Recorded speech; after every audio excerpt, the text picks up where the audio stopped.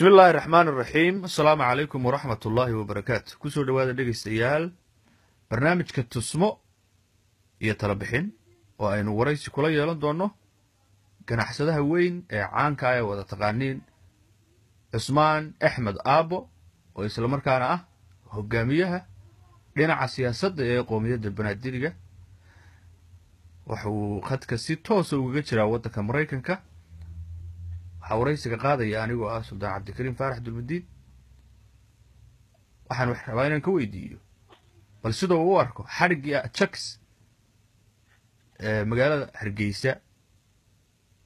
laba maalmood ka hor ka dhacay sidii bal isaga dareenkiisu markii uu maqlay uu noqday iyo wixii uu iba kala socdo. haye Cusmaan ku soo dhaw. السلام عليكم horta waxaan salaamayaa adan ku salaamayaa kalabaad waxaan salaamayaa dawladda Soomaaliland marka saddexaad waxaan salaamayaa madaxweynaha Soomaaliland marka arintii dhacday oo abwaankeena muallifkeena fanaankeena majaajilisteena heesaheena oo Hargeysa lagu xiray markaan maqlay isla markii Hargeysa ayaan wacay madaxdii waan la hadlay waxaan ku eray ninkaas maxad ku haysatiin waxay ugu dhaxeen ninkaas ma xiraayo laakiin sharci daro wadanka soo galay sharci ma haysto wala celinaa wax kala ma aha marka arintii markaan ogaaday ayaa canuurtay dib u dhunjiyay waxaan mooday ninkaan inuu hadda koor waxa baa la yiri madaxweynuhu wax ka sheegay saasa la yiri marka waxaas wax hore ninkaan waa fanaan wax kasta ku hadli karaa waa qofku xor waaye waa dawladdu u shaqeeyaa ma dhinacan ahaado marka waxaan jeclahay reer Banaadir isdejiyaan in reer Banaadir hadda kadib oo dhibaato u geysto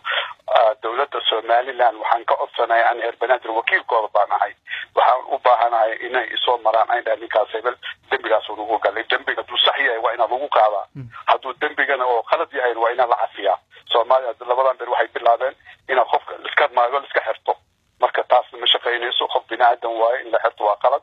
anigana waxaan reer Banaadir waxaan u weydiinay ninkaas dhibaato ma qabo waxdana waa la soo daayay gurigiisu jooga arrimihiisna waa la socday wax oo dadka oo xumaan ay noo qabaan ma jiraan reer Soomaaliland waa dadka kaliya na aqoonsan jiritaankeena rabitaankeena jacaylkeena waa kaliya ummadaas waay ummada kala Soomaalida cidna rabto ma jirto marka waxaan leeyahay Banaadir agta dejiya walaalaheena Hargeysa ku nool nabad iyo nidaam iyo midnimo ku nool yihiin Hargeysa dibkayla ay qabaan deeftay qabaan marka hadda aan waxaan ogaay sana ka sar waa taga Hargeysa waxaan ku arkay waxyaalo badan oo aad aan ugu helay sababtu waxa waaye mid ugu horeysa dadkii Banaadiriga guriga ijaarka taa laga bixiyaa cunto baa la siiyaa nabadgelyo ku haystaan oo ku shaqeystaan meelaha kale koonfurta ku haysano marka waxaan jeclaysanay maadaama ninkan uu khaladka mistake dhacay ninba saas u yiri ku xiray laakiin haddana dib male walaalkeen Chucks waa la soo daayay gurigiisu jooga anigan arintaas waa ku jiray waana ka hadlay madaxda hadda kadib waxaan leeyahay reer Soomaaliland waxaan iga codsanaa ummadeyda ku nool Banaadir oo Hargeysa وخوي مركز تأهاتو أنا وكيل كأهاي إنان لصعده أنا اللي شرعي قانون أهاي من ذاتك جعلان أهاي أنا وأوضح يا كونفرتي وقوي ونبضون باي نبضون مهين هلأ أنا نبضون باي شعب Soomaaliland ويجعلين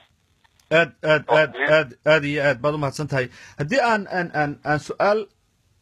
كلا وحكاسي ويديو حركة Chucks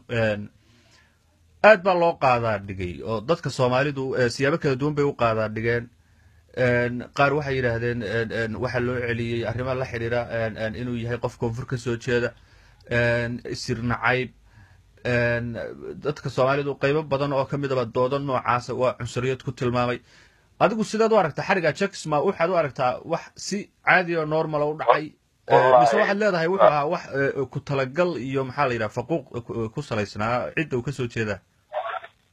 على كل حال هذا دولة Soomaaliland وحن كأصلا نكاس ولا سعودي وحن اللي يري ما نسوق لك الأمر الآن هذا كاس وحن قدسينا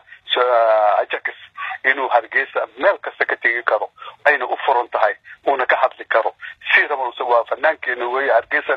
أنا أفرا وأنا كحت لكرا وأنا إيمان كرا شرعي لك سوقه وقالانش الدولة مع شرعي ده قفك تكون قال نفسي جرالي لكن دتك الصومالية ده عثمان وفكر كعقبة لا نكان عنصري ولا عنصرية دي حد يجعل هذا هاي ما وركود محو كولا مقدار ماشان واحد عنصري الله مجرى شرعي باجرو sharciga unsuriya laga dhigay marka ninkan sharciga qabanaya sababtoo ah sharci la'aan buu soo galay ana website-yadii anduunyada waxay dhan la socdaa madaxdiyan weydiyo waxa ninkan sharci ma haysan isku soo galay marka anagana waa la xeray waa la soo daayay waa la baxay gurigiisu aaday asoo wax la yeelin oo dhibaato loo geysan jirda lagu sameeyeen qofka ducay loo qabo maartay oo iska xiraa waa iska bahdila asoo wax la bahdila ma jiro oo fiican ana qodkista waa dhigaystay waa la soo daayay hada xamar jooga waana nabad qabaa hadduu rabana hargeysa waa iman karaa meeshira waa ka degi karaa dambe oo la hadlay waan gartay asagana inuu sharci ku soo galo hargeysa aad Cusmaanow waxaad runtii odayaasha Somaliland marka ay tagaan ee ka soo jeedo qoomiyadda Banaadirga ee aadka loogu soo dhaweeyay ka mid tahay waxaan arkay tiraba dhowr jeer adigoo tagado airportka lagu soo dhaweeyay madax kala duwan oo Somaliland ama dhaqanka ha noqoto ama dhinaca siyaasadda ha noqoto ama xisbiyada ha noqoto ama dawladda ha noqoto waxaan arkay dhowr jeer adigoo si aad lagu soo dhaweeyay bal nooga waran markaad Somaliland tagtay iyo sida Cusmaan ahaan lagu soo dhaweeyay halkaas iyo soo dhaweyntaadaasi nuxurka ay daaran tahay sidoo kale dadka ka soo jeeda qoomiyadda Banaadirga iyo ummadda Soomaaliyeed kale ee Somaliland degan sida ay ugu nool yihiin sidee loola dhaqmaa bal tafaasiil dheeraad naga sii horta runtii aniga markaan Hargeysa airport soo degtay si fiican baa la soo dhaweeyay saaxiibkii waxa la Xaashi Ismaaciil baa soo dhaweeyay waa ninka magaalada oo gacanta ku hayo waaye marka anigana si fiican ay soo dhaweeyay hatta wuxuu ila kulansiiyay gudoomiyaha xisbiga Ruuci Faysal Ali Waraawa wada fariisanay aan wada sheekaysanay iyo waxaan la fariistay wasiir dawlaha dawladda hawada asagana maalin baa wada qadinay marka si aad iyo aad ahna li soo dhaweeyay runtii aad baan ugu faraxsanaa soo dhaweyntii li soo dhaweeyay bulshooyinka reer Somaliland aad bay ugu faraxsanaayeen anigana waxaan jeclahay sana kasto inay imaado taariikhda hata way wadaastaan taariikhda Somaliland si fiican baan ugu hadlay midnimadooda dadnimadooda wadajirkooda dawladnimadooda insha Allah mardow ayaan ina aqoonsan doonaa dawlad ayaad noqonaysaa ana safiirka ni fadhiya xamar ayaan ina qana haduu ilaahay idna ma sha Allah dhinaca marka aad xilliyada aad Somaliland safarka ku tagtay dadkii halka aad ku soo aragtay Soomaaliyeed gaar ahaan qoomiyadda Banaadirga sidee loola dhaqmaa sidee halka ugu nool yihiin maadaama dad Soomaaliyeed oo jiraan in cunsuriyadi jirto oo si arintana Chaki soo kale la cunsuriyadeeyay bal adigu maxaad ku soo aragtay Somaliland sidee loola dhaqmaa dadka Soomaaliyeed sidee loola dhaqmaa Soomaalida degan Hargeysa aan ka tagay meel kale kama adla Hargeysa waxaan ku arkay Soomaali badan baa ku nool ay qabiil baa ku nool waana ku shaqaystaan nabadgelyo ku haystaan cid baadar gareyn karta ma jirto cid qaban karta ma jirto waa dad qoomiyada kaliya oo meesha oo nabad ay ku haystaan waa reer Banaadirka meesha waa laga aqoonsan yahay waana la og yahay in dad nabad jecel dad midnimo jecel dad shaqo jecel marka dawladda taa waxaan leeyahay dadkayga Banaadirga in loo sameeyo dhul in la siiyo deena la siiyo businesskooda kor u qaadan magaalada si ay ku dhisanto dadkaas magaalo ay dhisaan man baadi xoolo ma lihi hadda koor anigu waxaan soo jeediyay anigoo Sultan Cabdikariim Faarax Dulbadiid in shacbiga walaalaha Banaadirga oo runtii dhibaatooyin fara badan ummadda Soomaaliyeed guud ahaan ku dhex qaba inkastoo aan jeclayn in cid gaar ah ku eedeeyo oo siyaabo kala duwan u dhibaato u tirsada laakiin ummad nabadeed ummad macnaha aqooneed ummad shaqo ummad runtii aad ugu wanaagsan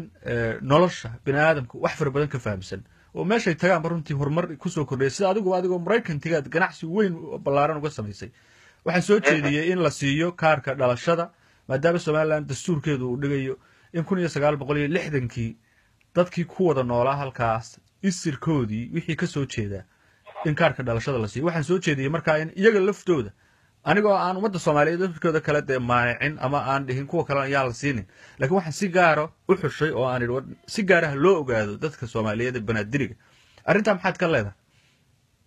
war arin fiican weey dadka Somaliland waxa loo baahan yahay inay dadka soo jiitaan waa walaalahooda masaakiinta oo xamar ku soo dhibaatooda ka soo baxeen haddana Yemen u qaxeen ka soo noqdeen Hargeysa soo degeen waa dhibaato aad bay u arkeen waxaan dhihi lahaa dawladda Somaliland waxaan shacabka waxaan ka codsanayaa